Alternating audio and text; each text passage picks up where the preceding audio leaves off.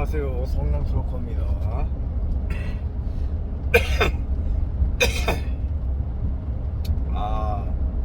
오늘 영상을 킨 건 요새 물류회사 경기가 많이 어렵고 기름값도 비싸고 하다 보니까 이제 조금 또 물류회사 이쪽에서 좀 문제가 조금씩 나타나고 있는 것 같아요. 원래 경기가 어렵고 그럴수록 원래 이게 점점 이 지입 사기나 이런 것들이 기승을 부리거든요. 근데 지금 유튜브나 아니면 뭐 네이버에서 광고하는 물류회사들 어떻게 보면 사기는 아닙니다. 가대 광고,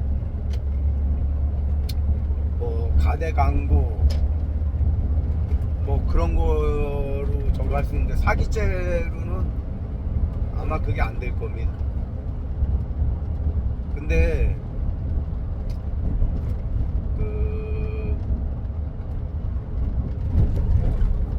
저는 지입을 지향하거나 추천하진 않아요. 예전에 제 영상들 보면 진짜 목에 핏대 메고 하지 마라 그랬었는데 지금은 워낙 경기가 어렵다 보니까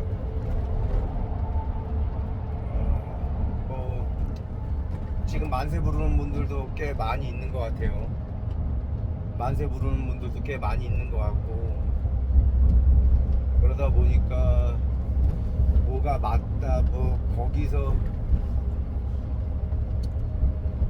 근데 중요한 건 각자 각자마다 사람마다 개개인이 다 다르고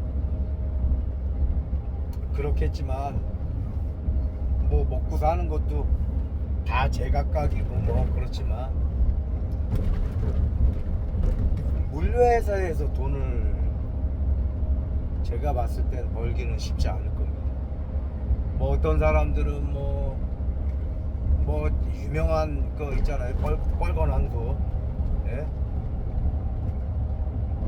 거기서 돈을 버내. 우선 첫째, 물류회사들은 뻔뻔히 단가를 공개하질 않아요. 네. 너 여기서부터 시흥에서 광주 가는데 얼마다 이런 얘기를 안 합니다. 그냥 시흥에서 광주 가라 이래지. 금액을 절대 안 알려줘요. 왜 안 알려주겠어요? 알려주면 안 가거든. 네? 알려주면 안 간다. 그 말이 뭐겠어요? 형편없이 단가가 낮다는 겁니다. 대부분 또 물류회사에서 새 차를 뽑을 거예요. 지금 이 중고차 시장에 보면 새 차들이 엄청 많이 나와 있어요. 다 만세 부른 차들입니다. 여러분들, 만세가 뭐냐면 대출받은 캐피탈에 다 은행으로 다 넘어갔다는 얘기예요. 카드사로 차가 할부값을 못 내가지고 그걸 만세라고 하는 겁니다.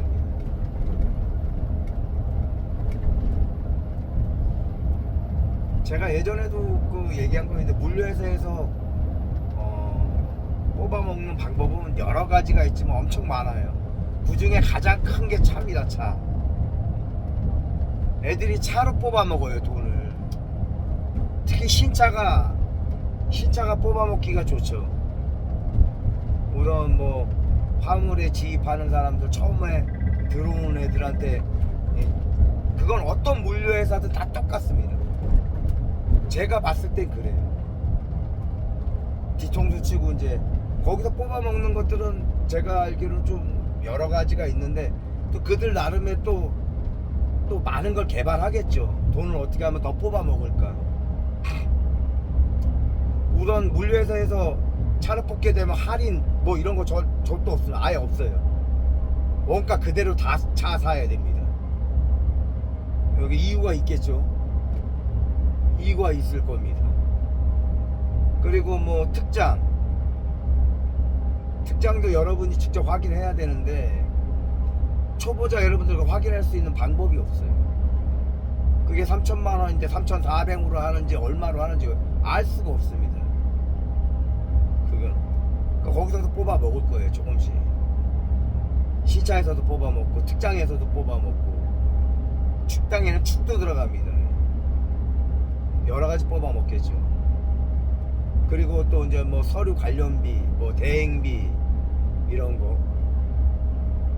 그리고 자기 회사에 들어오면 뭐 영업비나 아니면 뭐 이런 거 목적으로 또 돈을 또 슈킹을 할 겁니다. 달라고 할 거예요.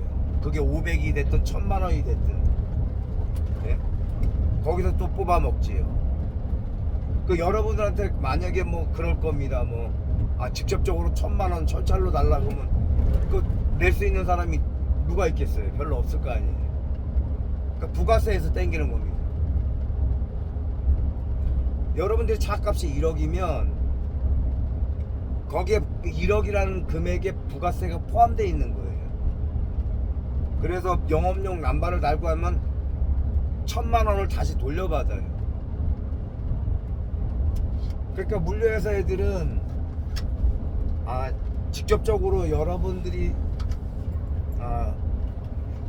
1000만 원을 내라고 하는 게 걔네가 그럴 거 부가세에서 자기네가 땡겨 가겠다. 근데 그 부가세가 1000만 원 그게 아니거든요. 특장에 들어가는 비용하고 특장도 있을 거예요. 차값만 그렇다는 거고 윙을 올리거나 축을 달거나 뭐 그거 다 합치면 한 1억 5천 또 한 몇천만 원 될 거예요. 그게 한 5천만 원 될 겁니다. 거기에 대한 5천만 원 10% 500만 원이 또 부가세가 있어요. 애들이 그런 거 샥샥 뽑아 먹는 겁니다. 그래서 요새 물류회사에서 자기네 회사에서 차를 뽑지 않으면 안 뽑는다는 얘기가 바로 거기서 나오는 거예요. 그러니까 신차로 많이 뽑아 먹고 거기서 뽑아 먹냐.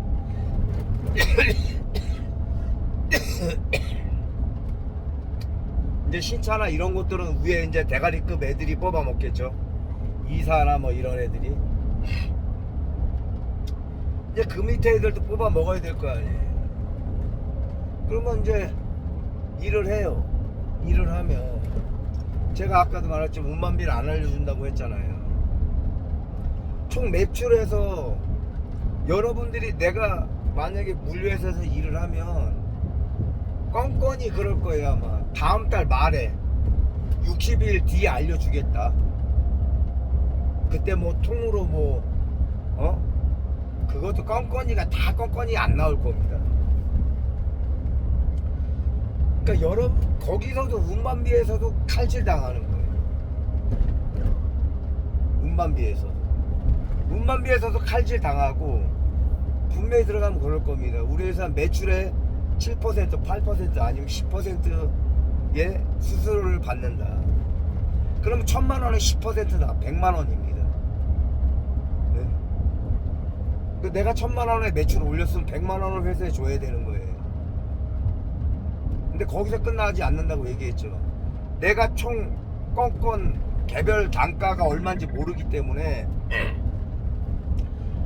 내가 1000만 원 했는지 1500만 원 했는지 알 수가 없는 거예요. 그 물류회사만 아는 겁니다. 그러면 걔네는 분명 거기서 또 칼질을 할 거예요. 그러면 난 10% 또 내고 내 운반비에서도 또 칼질 당하고 절대 물류회사에서 돈을 벌 수가 없는 거예요. 그리고 제가 항상 얘기하잖아요. 물류회사는 일반 이 콜바리 시장에서 절대 나가지 않는 것들을 물류회사에서 한다고. 이 콜바리 시장에서 잘 안 나는 것들만 물류회사에서 하는 겁니다. 이게 대표적으로 파레트나 이런 것들 잘 안 나간단 말이에요. 단가도 싸고 이런 것들. 단가도 싸니까 잘 안 나가요. 못 뛰어요 애들이. 그러니까 하루 종일 떠 있는단 말이야. 하루 종일. 그리고 물, 뭐 생수, 음료수, 하여튼 온갖 무거운 것들, 뭐 택배 이런 것들을 이제 지휘파회사나 이런 여러분들이 하게 될 거예요. 시간은 오래 걸리고 뭐 그런 것들.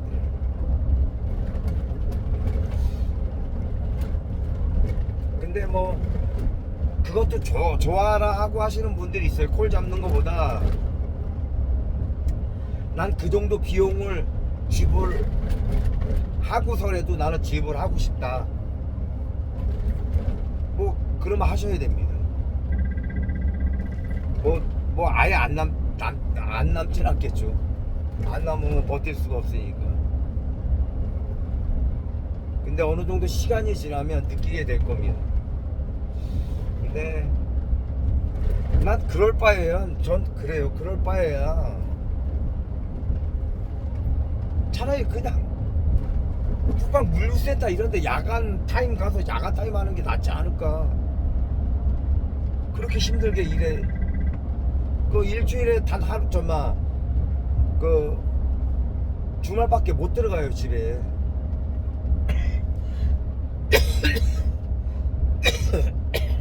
무조건 차숙해야 됩니다.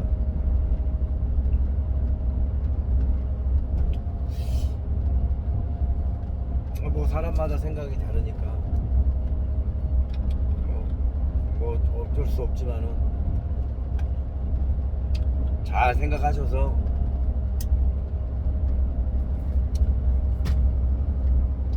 남 좋은 일은 시키지 마라. 내가 열심히 일했는데 내가 열심히 일한 대가를 엉뚱한 놈이 다 가져가면 존나 열받잖아요. 그러니까 물류회사 쪽에 사기꾼 새끼들이 많은 게 다 이유가 있는 겁니다. 눈먼 돈이 너무 많거든. 그게 설령한 이제 처음 아무것도 모르는 사람들, 나이 들어서 이제 들어오는 사람들, 걔네들 뒤통수 때리기 정말 좋거든요. 그리고 기존에 화물했던 사람들도 많이 물류회사에 들어가서 사기도 당하고요. 저도 조금 당했습니다. 저도 맨 처음에 개별이나 이런 걸로 했는데 하여튼 전 문제가 있었고 정말 야간 텀이 있어서 화물업계를 떠났다가 다시 왔기 때문에 그때 제가 잠깐 판단 미스로, 그러니까 저는 많이 손해보지는 않았지만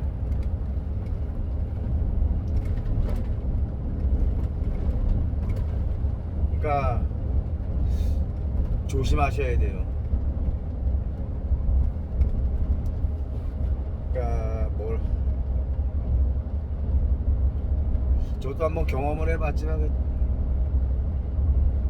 저 2주 만에 빠져나왔는데 저는 2주 만에 빠져나왔습니다. 안 된다, 못하겠다. 근데 참 그렇죠. 그것도 경험이죠. 그러니까 개개인마다 다른 것 같아요. 그런 걸 원하시는 분들이 있고, 이제 뭐 내 스스로 뭔가를 이렇게 헤쳐나가고 어떤 뭔가를 만들어내고 이런 거를 또 좋아하시는 분들이 있잖아요. 진취적이고 이렇게.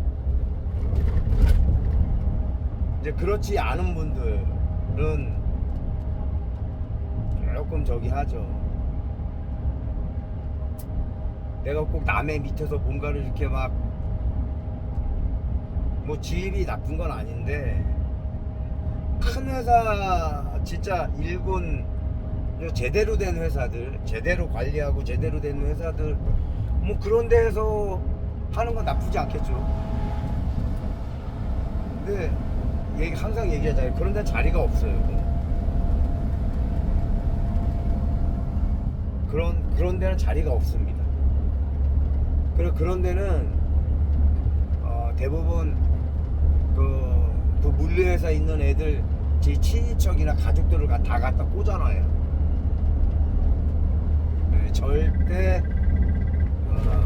여러분들이 그걸 광고를 보고 들어간다 그런 경우는 단 1%도 없습니다. 근데 그런 자리는 몇 개 되지도 않아요. 또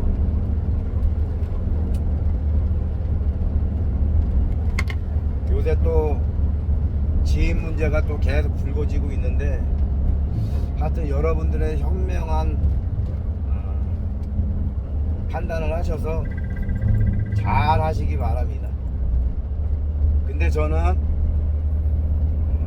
유튜브나 이런 데서 광고하거나 이런 것들을, 회사들을 추천하진 않아요. 저도 좀 알아봤는데, 고소 좀 하려고 좀 알아봤는데 그게 안 되더라고요. 일을 주기 때문에 사기가 아니에요. 근데 여러분들이 견딜 수 없을 만큼의 일입니다. 근데 돈도 안 돼. 나중에 보면 돈도 안 됩니다.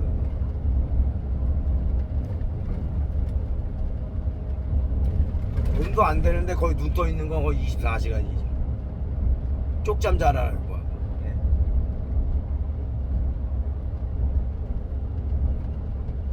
뭐 그렇지 않은 회사들도 분명히 있을 거예요.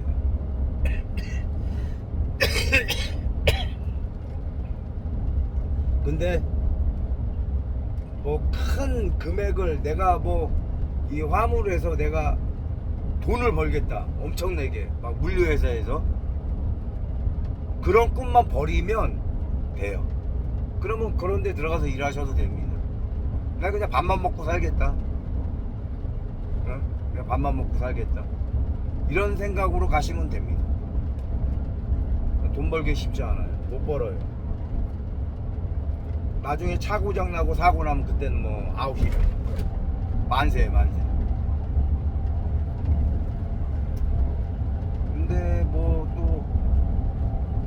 또 물류회사 또 그 빨간 항소에 있는 애 돈 뭐 내 이제 일하는 기사까지 나와가지고 뭐 떠들고 앉아 있던데, 걔는 뭐 몇 시간을 일하는지 모르겠지만, 그러니까 어떻게 보면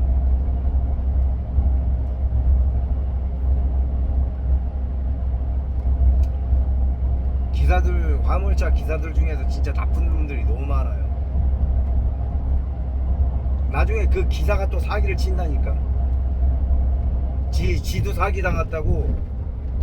아무것도 모르는 이제 처음 들어오는 화물 업계에 들어오는 사람은 또 사기를 쳐요. 그게 화물 시장입니다. 와, 살 많이 빠졌네요. 아휴, 어쨌든 간에 요새 화물 시장은 제가 누누이 얘기해준 좋은 시절이 없었습니다. 10년 전에도 20년 전에도 지금도 항상 어려운 게 화물 시장이에요. 그럼에도 불구하고 파이팅 하십시오. 요새 조금 뭐 화물 시장이, 물류회사 뭐 이런데 뭐 조금 점점 이제 안 좋은 얘기가 계속 들려오는데, 뭐 파이팅 하십시오. 좋은 일이 있을 겁니다. 이상입니다. 성남 트럭버였습니다.